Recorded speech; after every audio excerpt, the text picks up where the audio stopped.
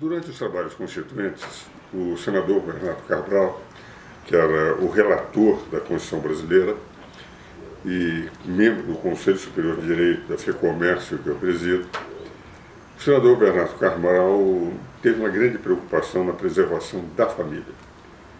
E o parágrafo 3º do artigo 226 da Constituição é claro quando diz que a união estável ela será entre homem e mulher e o governo tudo fará para se transformar em casamento, porque a base do 226 é de que a família é a base da sociedade.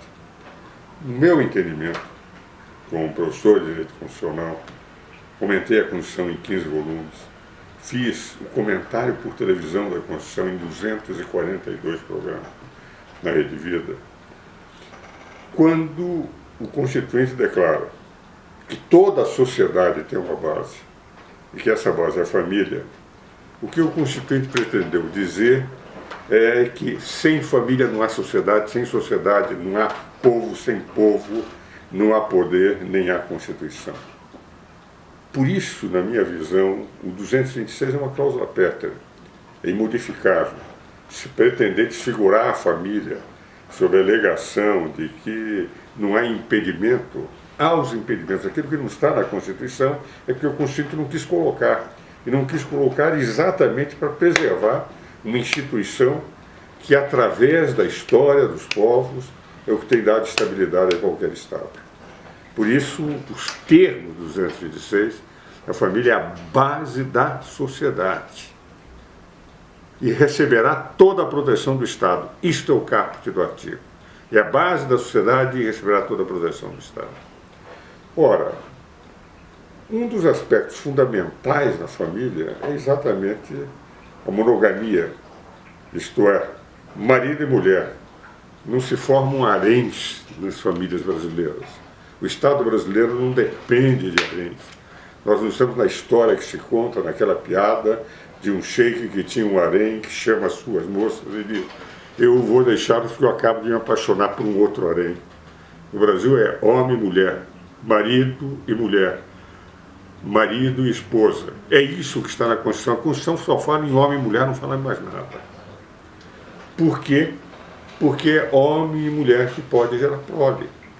São eles que constituem aqueles que continuarão a sociedade. Os filhos têm que ter a proteção, o apoio do pai. Agora, no momento em que há projetos de lei, a meu ver, extremamente inconstitucionais, violentam o bom senso, admitindo que a monogamia é algo superado, que essas estruturas clássicas têm que se adaptar a novas realidades, como se o cidadão pudesse ter diversas mulheres e, ao mesmo tempo, delas cuidar com toda a proteção do Estado, se instituindo o Instituto do Amante ou da Amante. Isto, evidentemente, é uma forma de a base da sociedade ser desestruturada. Diversos deputados, diversos senadores com quem eu tenho estado em contato têm combatido essa linha de discussão que se coloca hoje no Congresso Nacional. Então eu entendo que a Associação Brasileira de Direito de Família, a família poligâmica, a família com direitos espalhados para diversas famílias que se constituam, no sentido de dar a mesma legalidade, a esposa sendo obrigada a compartilhar com a amante o patrimônio conjugal sob a alegação de que a amante entrou onde não deveria entrar e passa a ter o mesmo direito da esposa que a sociedade pretendeu proteger, é evidentemente uma forma de desfigurar aquilo que o Constituinte, Bernardo Cabral me contou, relator da Constituinte, senador da República, aquele que redigiu o documento que hoje rege todo o direito do Brasil, que eles não queriam colocar o parágrafo 3º do artigo 226, que diz que homem e mulher podem, além do casamento, constituir uma sociedade estável, uma união estável. E diziam, mas só pode ser entre homem e mulher. Ele disse, olha, para que não haja dúvida, vamos colocar na Constituição. Ele forçou a colocação na Constituição, ele confessou, e numa reunião nossa do Conselho Superior de Direito, reiterou, quando o Supremo admitiu que pares do mesmo sexo poderiam ter os mesmos direitos que um homem e uma mulher. Evidentemente, eles podem se assegurar através de diversos aspectos do direito civil, mas me parece que, nesse particular, o Supremo, que deveria ser o guardião da Constituição, violentou a Constituição, que não foi guardião, ele reescreveu a Constituição, contrário àquilo que os constituintes pretenderam colocar no 226, é uma forma de desfigurar a família. Essa é a razão pela qual eu tenho a impressão que a sociedade, a grande sociedade brasileira, que não é como determinados intelectuais que pensam que porque ele pensar daquela maneira e como são superiores a toda a sociedade, o seu pensamento minoritário tem que prevalecer sobre o pensamento majoritário da sociedade, que se reaja, que se ponha no Congresso, que se faça o Congresso efetivamente permitir, velar, zelar pela sua competência. O artigo 49, inciso 11 da Constituição declara o quê? Que cada vez que as funções do Legislativo forem invadidas por outros poderes, executivo e judiciário, cabe ao Legislativo zelar. Zelar anulando por decreto legislativo. Ora, se o Supremo tem a função exclusiva de zelar pela Constituição, mas não de fazer uma nova Constituição, é evidente que caberia ao Poder Legislativo não permitir que isso aconteça.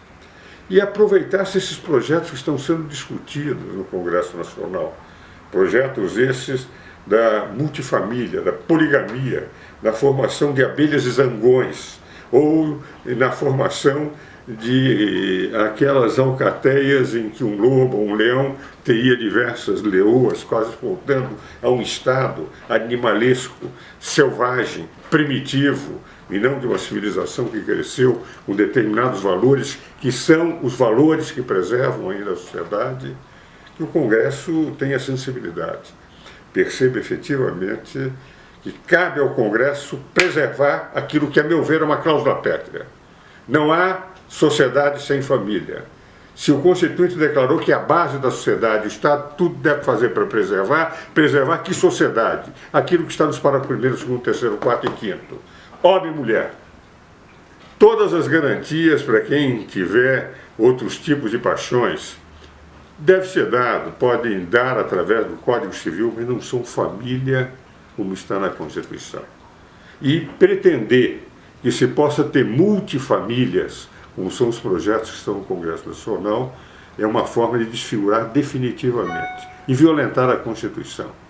Por essa razão, eu tenho a impressão que o papel das sombras de direito da família, quando defende a família, as últimas consequências, está defendendo aquilo que representa o futuro da nação. Políbio, aquele grande historiador romano, nascido na Grécia, disse certa vez que a queda do Império Romano, a desfiguração do Império Romano se dera no momento em que as mulheres deixaram de pensar na sua família e pensar em aproveitar a vida. Diagnosticou que a queda da população, a queda dos romanos, a queda da família, decorria de uma desfiguração daquilo que sempre foi a força do poder romano, da família romana, aquilo que Fustel de Coulanges coloca na cidade antiga. E essa é a razão pela qual a sociedade não pode ficar inerte. Aqueles que sabem que a família é a base da sociedade devem defender a família, casamento ou união estável entre homem e mulher, e que esta é a família que gera prole, e é essa prole que pode fazer o país uma grande nação.